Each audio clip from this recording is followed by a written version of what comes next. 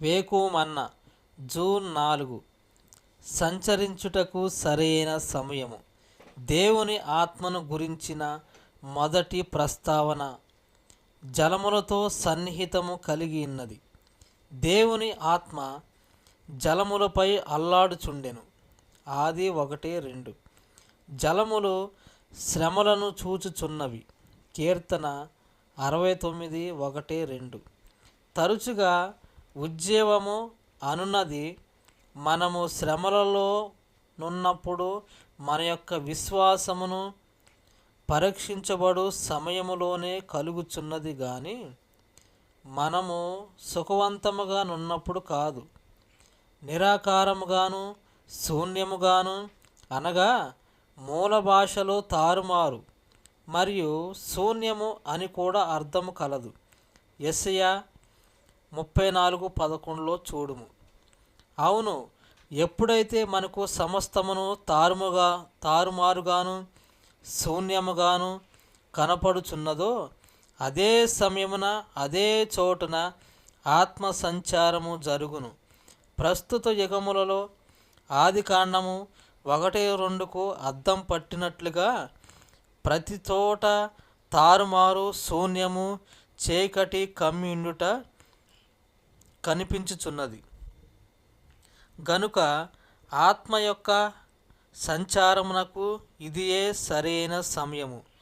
దేవుని యొక్క ఆత్మ శక్తివంతముగా క్రియ చేయుటకు తగిన సమయము ఇదే గనుక మనము దాని నిమిత్తము ప్రార్థించెదము గాక.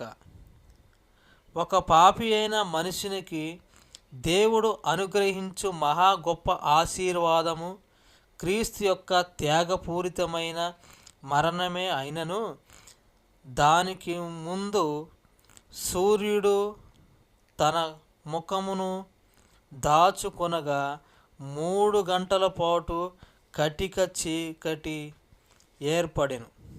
ప్రియ చదవరి, అదే ప్రకారముగా మనము దేవుని యొక్క అత్యధికమైన ఆశీర్వాదమును పొందుటకు ముందుగా మన యొక్క నీతి సూర్యుడైన యేసు మన ప్రార్థనలకు జవాబు ఇవ్వకుండానైనను లేక ప్రార్థనలకు ఆలస్యముగా జవాబిచ్చుట ద్వారానైనను మనలను విడిచి తనను మరుగు చేసుకొన్నట్లుగా పలు సందర్భములలో మనము గ్రహించగలము. సమస్తమును ఆనాడు నిరాకారముగాను అంధకారముగానున్న పరిస్థితులలో జలములపై అల్లాడిన పరిశుద్ధాత్మ యొక్క సంచారమునకు తగిన సమయము ఇదే కాబట్టి మనము ధైర్యము కలిగి ఉండెదము గాక. June 4th. Right time for the move. The first mention of the Spirit of God is closely connected with the waters. The Spirit of God moved upon the face of the waters in Genesis 1:2. Waters show afflictions in Psalm 69:1-2. Often revival breaks out, not when we are comfortable but when we are in afflictions, when our faith is tried.